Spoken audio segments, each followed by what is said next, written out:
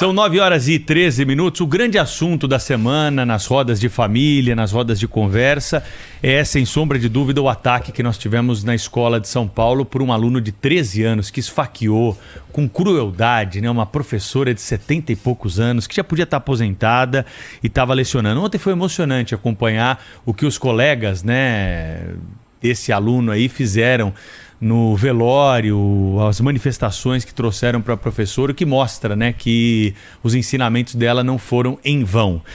O Lucas Josino está acompanhando esse caso, porque tem, viu, Lucas Josino? A gente fala aqui da maioridade penal, a gente cobra os deputados. Ontem a Thaís, o Cláudio pontuaram muito bem o que a gente vem falando há muito tempo aqui sobre a necessidade de uma revisão na lei penal brasileira. Mas tem caminhos na atual legislação. É trancar e deixar lá dentro, como fizeram com o Champinha. Vocês lembram do caso do Champinha? Aquele jovem que sequestrou, estuprou e matou um casal de namorados, a Liana Friedenbach e o Felipe Café, aqui em Bugaçu? Então, nunca mais se viu o Champinha. Ele tá lá, isoladão lá, fora do convívio e sociedade. Se não tem hoje na lei algo que possa fazer algo para punir rigorosamente esse aluno, há esse caminho que precisa ser seguido e precisa ser replicado para que a gente não tenha, né, um bandido de 13 anos convivendo com a gente em sociedade para matar qualquer um de nós se ele sair pela porta da frente do fórum. Como é que tá a situação dele, hein, Josino? Já tá na Fundação Casa, vai ficar lá por quanto tempo? Alguma expectativa de uma internação prolongada para ele? Bom dia para você. Tudo bem, Pedro? Bom dia para você, para o Cláudio, para a Sônia, a Thaís, para todos os nossos ouvintes. Para explicar para vocês aqui no Jornal da Bandeirantes Gente, com muita clareza e de forma didática, quais serão os próximos passos desse adolescente, eu conversei ontem com o Iberê Dias, que é juiz do Tribunal de Justiça da Vara de Infância e Juventude. E ele me deu uma verdadeira aula sobre as diferenças de quem é maior, de 18 anos, e quem é menor. E quando se comete um crime, quais são os passos. Bom, nesse momento, esse adolescente está na Fundação Casa, no centro de São Paulo, próxima região do Brás, onde ele passou mais uma noite. Essa foi a segunda noite que ele passou por lá. Ontem ele foi ouvido pelo Ministério Público numa oitiva informal. Quem tem menos de 18 anos não passa por uma audiência de custódia, passa por uma espécie de avaliação do Ministério Público. Então, dois promotores, tanto da Promotoria da Infância quanto da Promotoria de Segurança Criminal, ouviram esse adolescente e fizeram um pedido para a Justiça. E o pedido é para que ele fosse internado na Fundação Casa pelo prazo de 45 dias. Ontem à noite, o Tribunal de Justiça acatou esse pedido do Ministério Público. Então ele vai ficar internado na Fundação Casa nesse prazo de 45 dias, que é a primeira parte do processo, até que se avalie o que aconteceu. Então as autoridades, tanto policiais quanto da Justiça, vão investigar o que aconteceu. Ele vai ser investigado por 6 crimes diferentes, entre eles o homicídio e também tentativa de homicídio. E nesses crimes, se ele for efetivamente condenado, entre aspas, ele vai ficar na Fundação Casa por no máximo 3 anos. Hoje ele tem 13 anos, então ele ficaria nesse prazo máximo até os 16 anos de idade. Só que a cada 3 meses, um relatório chega para o juiz e o juiz vai avaliando a condição psicológica desse adolescente que está internado. Então ele pode sair antes da Fundação Casa, mas o prazo máximo é esse, de 3 anos. A gente conversou também com o delegado Marcos Vinícius, e o delegado que está cuidando desse caso, do 34º Distrito Policial, de onde a gente fala ao vivo, ele pediu a quebra do sigilo telefônico e telemático do celular e do computador desse garoto para saber se mais pessoas participaram do crime.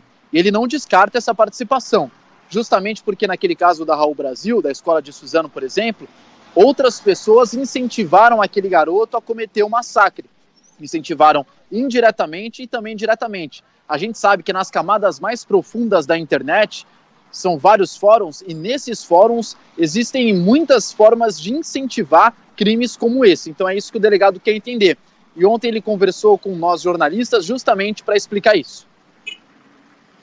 Peticionamos ao Poder Judiciário pela quebra do sigilo telemático e telefônico do aparelho celular do Guilherme, bem como um HD externo que nós coletamos ontem na residência dele, e vamos examinar até o Xbox, né, um videogame, para saber se a gente consegue confirmar, né, essa... E está bem claro, gente, até uma coisa que está clara, mas é para corroborar materialmente essa questão desse planejamento, essa intenção que já era deliberada, está manifestada nos bilhetes, nos bilhetes, cadernos.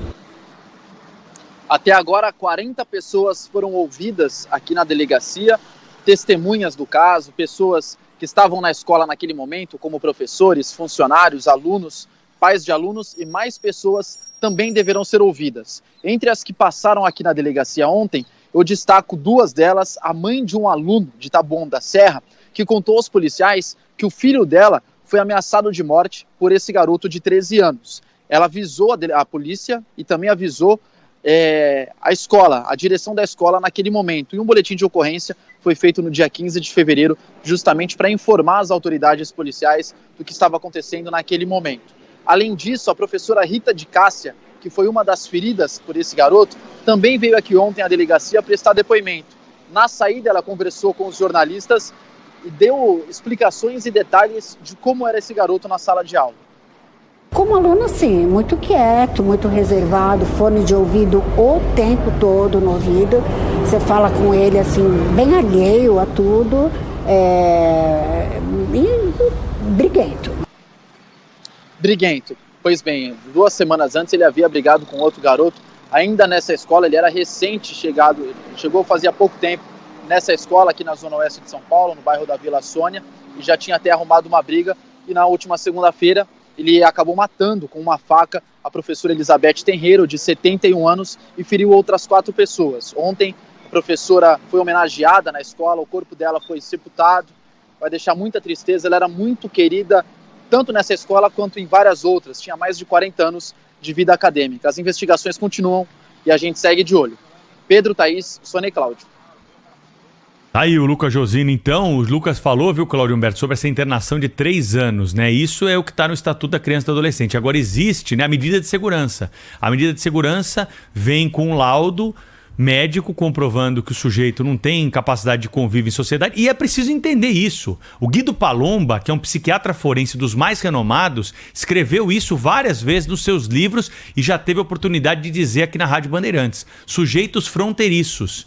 Nós temos alguns que são irrecuperáveis. Nós precisamos admitir isso como sociedade para viver em paz aqui do lado de fora. Tem gente com 10, 11, 12, 13, 14, 15, 20, 30, 40, 50 anos que não pode mais voltar a viver com a sociedade, porque oferece risco para a sociedade. Por isso existe a medida de segurança na nossa legislação. Já foi aplicada, não é caso novo. Tem o Champinha, que está aí colocado. Tem o menino de Suzano lá, um deles, né? Um dos assassinos lá da escola de Suzano também. Medida de segurança, tá? Isolado, fora, e aí não é pena, não está condenado. Ele está fora do convívio em sociedade porque não pode viver aqui conosco do lado de fora dos muros, né, do sistema prisional. Isso, né, Pedro?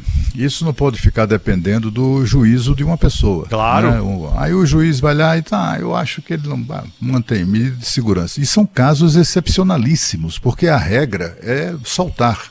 A regra é soltar. Eu acho que já comentei aqui, não faz muito tempo em Brasília, a prisão de um menino de 14 anos pela 111ª vez. 111 vezes ele foi detido pela polícia em flagrante cometendo algum tipo de crime. 111 vezes. Por quê? Ele nem esquentava. Os policiais demoravam mais tempo preenchendo o formulário na delegacia de polícia do que o meliante, que saía debochando dos policiais e ia embora para casa. Ou ia embora para o próximo crime que de fato cometeria. E eram crimes sérios, inclusive de furto de automóveis, de assalto à mão armada e coisas do gênero, né? O que precisamos mesmo é a mudança da legislação. Hoje em dia, com o avanço da tecnologia, até conversávamos sobre isso mais cedo aqui no nosso grupo, né, com a Sônia Blota também, é cada vez mais frequente, né, os garotos, esses que são os copiadores, né, de psicopatas, né, que acabam reproduzindo o comportamento porque acham que aquilo é legal, vai botar ele no noticiário, etc. e tal. Esse tipo de gente é cada cada vez mais afetada ou influenciada pela internet, né? Tem acesso a tudo, né? E aí ficam observando, e até com o uso de mente doentia, com admiração, os ataques nas escolas americanas, os ataques que também acontecem no Brasil, em escolas, etc. Ontem no Rio de Janeiro teve outro caso, de um menino de 13 anos que matou uma menina de 12. Ninguém sabe por quê. Né? Já em São Paulo, ontem as autoridades já fizeram alertas exatamente sobre isso, né? Sobre o risco da proliferação desse tipo de crime em escolas aqui do Brasil. E por quê?